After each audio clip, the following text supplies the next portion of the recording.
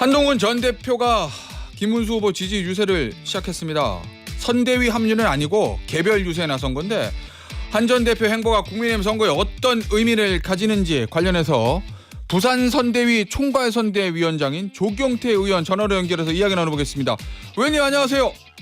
네, 안녕하세요. 조경태입니다. 의원님, 한동훈 전 대표가 어제는 부산, 그리고 오늘은 대구, 그리고 이제 청주, 원주까지 개별적인 이제 지지 유세에 나섰는데 이 한 전 대표가 사실은 세 가지 요구 사안이 있었잖아요. 이게 뭐 선대위 합류 조건은 아니었긴 하지만 어쨌든 이게 모두 수용된 건 아닌데 지금 이 타이밍에 선거 지원에 나선 이유, 이건 뭘까요? 네, 어쨌든 상대당 후보인 그 이재명 후보는 안 된다는, 예. 안 되겠다는 그런 대의 명분 때문에 김문수 후보와는 생각의 차이는 있지만 어쨌든 그런 절박한 심정으로 예. 국민의힘 후보이기 때문에 지원한다 그런 어떤 말씀인 것 같고요. 예. 어쨌든 그 세 가지 요구 조건이 비상계엄 및 탄핵 반대 입장에 대한 사과와 관련 인물을 배제시키고 또 윤석열 전 대통령 후보와의 단호한 절연 그리고 경선 중에 한덕수 총리와의 단일화 약속에 대한 공개 사과 이 세 가지지 않습니까? 예. 사실 김문수 후보가 이 세 가지를 좀 공개를 함으로써 발언을 함으로써 좀 더 적극적인 그 선거운동으로 이렇게 이끌어내면 될 텐데 그 무리한 세 가지 조건이 아님에도 불구하고 요구사항이 아님에도 불구하고 수용하지 않는 것은 아직도 여전히 이해가 되지 않습니다. 사실은. 왜 수용하지 않는다고 보세요? 의원님 보시기에는 쉬운 거라고 말씀하셨잖아요. 어려운 건 아니다. 네. 뭐 때로는 사람들마다 또 저희들 같은 경우는 좀 쉬워 보이는데 또 그렇지 않은 분들은 또 어려워 보일 수도 있겠습니다만은 김문수 후보가 민심의 흐름을 잘 이해를 하지 못하고 있는 건 아닌가 이런 생각을 하거든요. 사실은 최근에 있었던 그 재보궐선거에서 부산만 해도 교육감 선거에서 진보 교육감이 51% 이상의 높은 득표율로 당선이 되었지 않습니까? 그 거제시장 보궐선거는 민주당이 무려 57%가량 56.75%로 당선이 됐거든요. 그 국민의힘과 한 18% 정도 차이로 당선이 됐는데 이런 흐름을 과연 김문수 후보가 알고 있는지를 참 모르겠습니다. 알겠습니다. 저 위원장님, 어제 이제 한 전 대표 부산에서 유세하는 걸 보면 이재명 후보의 당선을 막아주십시오. 그러려면 국민의힘 후보가 돼야 됩니다. 뭐 이런 얘기를 하는데 김문수란 이름 석자, 김문수 후보를 뽑아주십시오라는 얘기는 안 하거든요. 그건 아마 앞서 말씀드렸던 대로 그 세 가지의 요구 사항을 좀 김문수 후보가 진지하게 받아들이고 했으면은 아마 이름도 표명하지 않았을까 이런 생각을 하거든요. 그래서 김문수 후보가 좀 더 절박한 심정으로 어쨌든 민심을 얻을 수 있는 좀 적극적인 행보를 좀 했으면 좋겠다 하는 생각을 저는 하고 있고요. 그런 여러 가지 상황에서 아마 뭐 그런 표현들도 나타나고 있지 않는가 이런 생각을 합니다. 위원장님은 어떻게 보세요? 이 한 전 대표가 선대위 합류 그리고 김문수 후보와의 동행 유세, 적극적인 김문수 이름 연호 이런 거 해야 된다고 보십니까? 아니면은 지금처럼 개별적인 이재명 후보를 저격하는 유세 방식이 옳다 이렇게 보십니까? 파면당한 대통령, 그 위헌적이고 불법적인 비상계엄으로 인해서 파면당한 대통령에 소속되어 있는 정당의 후보라면 당연히 크게 국민들께 사과를 해야 되지 않을까 이런 생각을 합니다. 그런데 지금 보여주는 모습들이 이제 어떤 그렇게 아쉬운 대목이 너무 많이 있다 보니까 솔직한 어떤 그런 부분에서 여러 가지 좀 고민을 하고 있지 않을까 생각을 하고 있고요. 그리고 동행 그 유세도 좋겠지만 이런 생각에서 약간의 차이가 있다면은 전략적으로라도 별도로 또 유세하는 것도 저는 그런 또 다른 방식이기 때문에 저는 그것도 역시 저는 존중해 줄 필요가 있지 않을까 이런 생각을 합니다. 그러니까 개별적 팬덤이 있는 한 전 대표가 후보와 다르게 다니는 게 전반적으로 국민의힘 선거 붐업을 해서 좋다 뭐 이런 말씀이신 거죠? 네, 왜 그런가 하면은 예. 지금 중도층이나 무당층 그리고 젊은 층에서는 예. 그 김문수 후보에 대한 지지가 뭐 상당히 약하지 않습니까? 그럴 경우에는 또 그렇게 따로 이렇게 별도로 하는 것도 하나의 예. 전략적으로 저는 그 확장성에 있어서 좀 효과적일 수 있다. 저는 그렇게 보고 있습니다. 예, 알겠습니다. 위원장님, 이 자유통일당의 후보였던 구주화 후보 이 사퇴하고 김문수 후보 지지 선언을 했고 조원진 우리공화당 대표가 김문수 후보 유세 현장에 참석을 했는데 이런 모습들이 이 국민의힘의 선거에 도움이 될 거라고 보십니까? 아니면은 안 오니만 못한데 왜 왔나 이런 생각이세요? 저는 전혀 도움이 되지 않는다 이렇게 보고 있거든요. 예.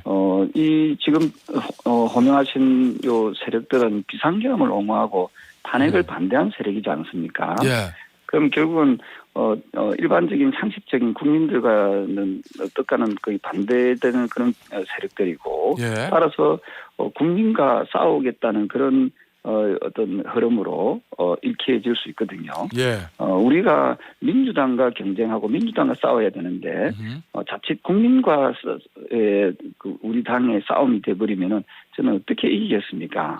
저는 이런 것들에 대해서 우리 당이 또 특히 지도부가 좀 더 단호하게 어떻게 하면 이길 수 있는 선거를 할 것인가를 봐야 되는데 어떻게 하면 많은 표 차이로 질까라는 그런 어떤 그런 노력을 하는가 하는 그런 어떤 생각을 할 수 있다 하는 그런 분석들도 있을 수 있거든요. 예. 그래서 저는 이 비상계엄을 옹호하는 세력, 탄핵을 반대하는 세력과는 좀 단호하게 절연 또는 거리를 두는 것이 예. 선거 전략상으로 옳지 않을까 하는 생각을 하고 있습니다. 알겠습니다.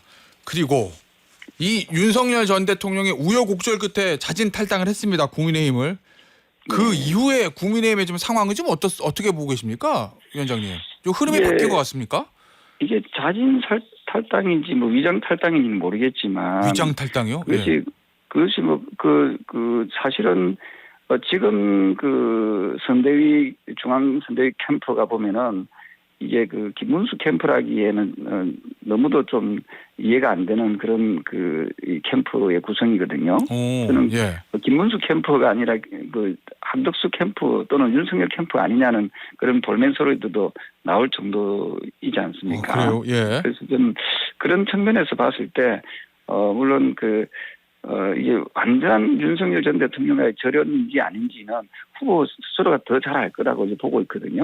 저는 그런 말씀드렸지만은 그냥 자진 탈당의 그런 어떤 개념보다는 제명이나 출당 조치를 시키면서 윤석열 전 대통령과의 절연을 하는 것이 국민들께 좀 더 설득력이 있었지 않았나 이렇게 보고 있고요. 또 아직까지도 여전히 캠프 안팎에는 윤석열 전 시절에 어떤 책임 있는 역할을 했던 인사들이 그 일정 역할을 하고 있다. 이런 점에서 국민들께 진정성에서 좀 약간의 그 여러 가지 문제점을 주고 있지 않는가 저는 그렇게 보고 있습니다. 자, 그러면 위원장님 보시기에는 이 윤석열 전 대통령과의 절연이 아직은 부족하다는 거잖아요. 출당 제명이 아니라 그냥 탈당 형식으로 됐으니까. 네네. 그러면 위원장님 말씀하신 대로 완벽한 윤 전 대통령과의 절연 이거를 하려면 지금 이 상황에서 당이나 후보가 뭘 더 해야 될까요? 제가 앞서 말씀드렸던 대로 어쨌든 비상계엄 및 탄핵 반대 입장에 대한 사과와 그리고 관련 인물들을 갖다가 이선으로 후퇴시키는 것이 저는 근데 가능할까 이 생각을 하거든요. 어렵겠지만 그런 어떤 쇄신하는 모습들을 보일 때 조금씩 중도층 결국은 우리가 큰 선거에서는 중도층을 어느 집단 어느 당에서 흡수하느냐 이게 중요하지 않겠습니까?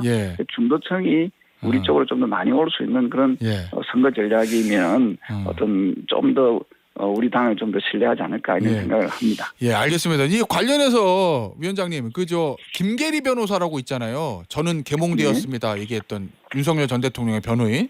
그 입당 신청했는데 원래 이제 입당 신청하면 대부분 그냥 받아주는데 지금 심사한다거든요. 여기에 대해서 김문수 후보 비서실장은 이거 이해가 안 간다 이렇게 반응하고 있는데 이 문제는 어떻게 처리해야 된다고 보세요? 사실은 그 비상계엄을 계몽이라고 이렇게 이야기하는 그 세력들 그런 사람들을 국민의힘의 일원으로 받아들인다는 것이 이거는 아까 말씀드렸던 대로 국민과 싸우자는 것밖에 안 되거든요. 예, 저는 그리고 특히 또 50 인물이었던 정호영 전 사령관도 영입하려고 했지 않습니까? 하다간 취소했죠 나중에. 예. 네네. 그래서 국민들의 정서에 동떨어지는 이런 모습들은 상당히 좀 문제가 있다 보고 있고요. 예. 그래서 우리 당 입장에서는 이번 선거에 있어서는 전혀 도움이 되지 않는다 이렇게 보고 있습니다. 알겠습니다. 위원장님이 부산 사하에서 5선을 하셨는데 그러면 국민의힘의 그 어떤 의원들보다도 부산 민심을 잘 아실 거 아니에요, 위원장님. 지금 부산 민심은 어떻습니까? 참고로 말씀드리면 지난 대선 때는 부산에서 윤석열 당시 후보 58.25%, 이재명 후보는 38.15%를 얻었습니다. 지난 대선 때는. 지금 현재 분위기는 상당히 좀 결집이 안 되고 분위기가 좀 싸늘한 그런 느낌을 많이 받고요. 있고요. 그리고 또 특히 이번에는 그 선거가 윤석열 전 대통령, 국민의힘의 어떤 소속된 대통령의 잘못으로 인해서 만들어진 그런 보궐선거 개념이라 해야 됩니까? 그 조기 대선이지 않습니까? 그러다 보니까 상당히 좀 관심도가 떨어지고 또 분위기도 좀 싸하다는 그런 느낌을 많이 받고 있거든요. 그리고 냉소적인 그런 느낌도 많이 받고 있고요. 그래서 특히 선거 운동을 하는 분들 입장에서는 상당히 욕을 좀 많이 얻어먹고 있는 그런 실정에 있습니다. 그래서 이런 부분이 결국은 표심으로 또 드러나지 않을까 하는 우려를 하고 있고요.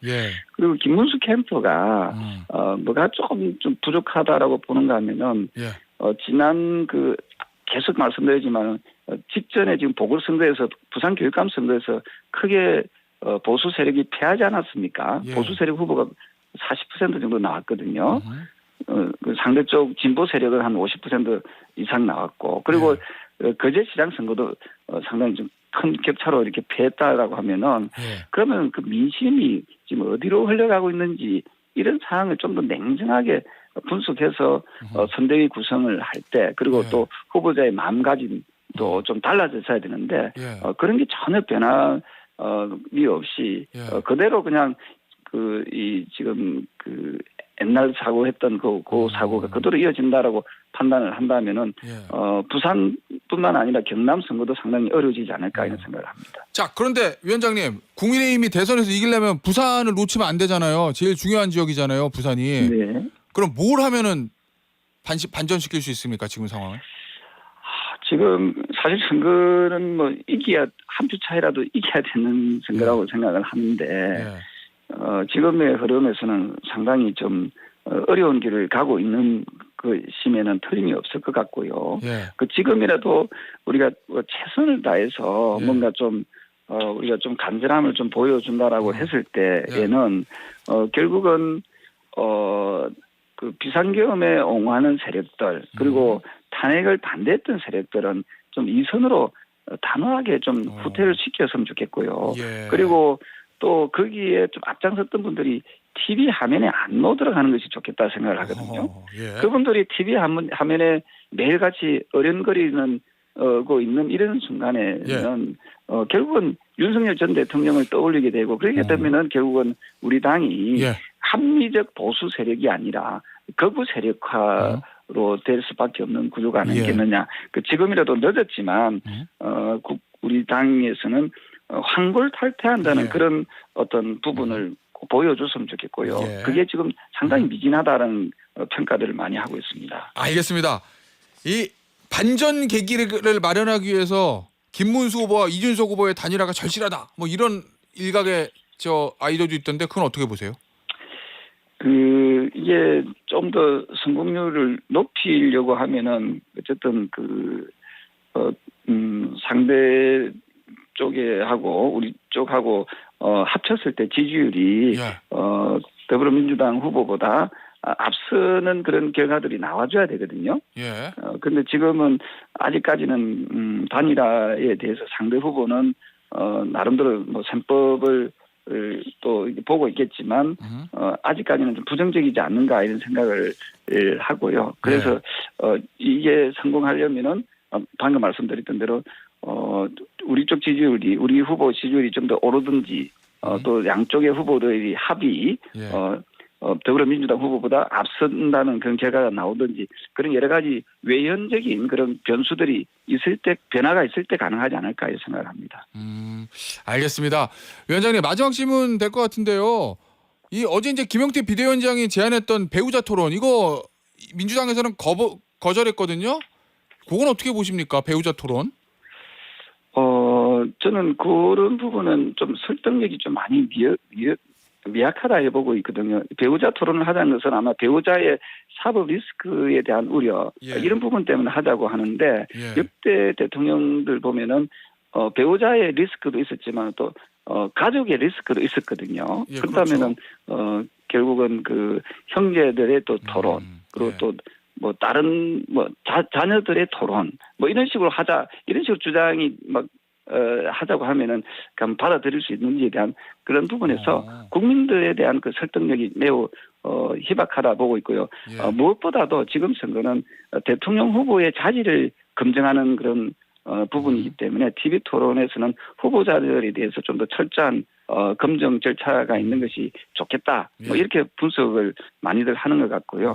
어쨌든 우리 당이 좀 더 민심을 좀 더 얻을 수 있도록 하기 위해서는 원칙도 없는 그런 패배로 가서 국민의힘이 미래까지 없애려고 하지 말고 우리가 국민들의 마음을 얻음으로써 원칙 있는 승리로 이어질 수 있도록 하는 것이 매우 중요하다. 저는 그렇게 보고 있습니다. 알겠습니다. 오늘 인터뷰는 여기서 마무리하도록 하겠습니다. 지금까지 국민의힘의 부산선대위 총괄선대위원장인 조경태 의원이었습니다. 의원님 감사합니다. 네, 감사합니다.